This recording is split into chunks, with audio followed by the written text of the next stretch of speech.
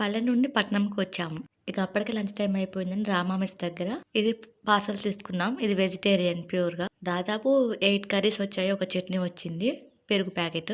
Wife and husband ఇద్దరు పిల్లలు తినొచ్చు. రైస్ మా ఇంట్లో ఉన్నట్లయితే లేదు. కొంచెం పొడి పొడిగా ఉంది. ఇక ఆకలి మీద ఉన్నాం కాబట్టి ఎలా ఉన్నా తినాల్సింది తప్పదు. అప్పటికే 12:30 అబోవ్ అయిందనమాట. ఇంటికొచ్చి వంట చేసేంత టైం లేదు. పిల్లలున్నారు కాబట్టి ఇక బయట తీసుకొచ్చాం మేము. అసలైతే బయట ఫుడ్ అవాయిడ్ చేయాలి. కాకపోతే ఇలాంటి టైంలో ఖచ్చితంగా తినాల్సిందే ఇక. పెద్దవాళ్ళనైతే ఆపగలుగుతాం గానీ చిన్న వాళ్ళ పిల్లలనైతే వాళ్ళ పొట్ట అయితే ఎండబెట్టొద్దు. రైస్ ఎలాగోలా కుక్కర్‌లో ఏస్తే ఒక 15 మినిట్స్‌లో అయిపోద్ది. కర్రీ అయినా చేయాలి కదా! చిన్న పిల్లలు ఆకలితో ఉంటే దేవుడు చూస్తూ ఉండడంట. నేను ఇది ఒక సినిమాలో విన్నాను. అందుకే నాకు అది గుర్తొచ్చి ఇప్పుడు చెప్తున్నాను నేను. మేము నిమజ్జనంకి సెప్టెంబర్ 4 వెళ్ళాము. సెప్టెంబర్ 8కి వచ్చాము. అదే రోజు ఈ వీడియో. ఇది పార్ట్ 2, పార్ట్ 1 అప్లోడ్ చేశాను.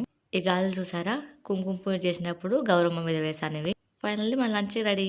మీరు మరి లైక్ చేయొచ్చు కదా! Please do subscribe. Thank you. Bye. Thank you.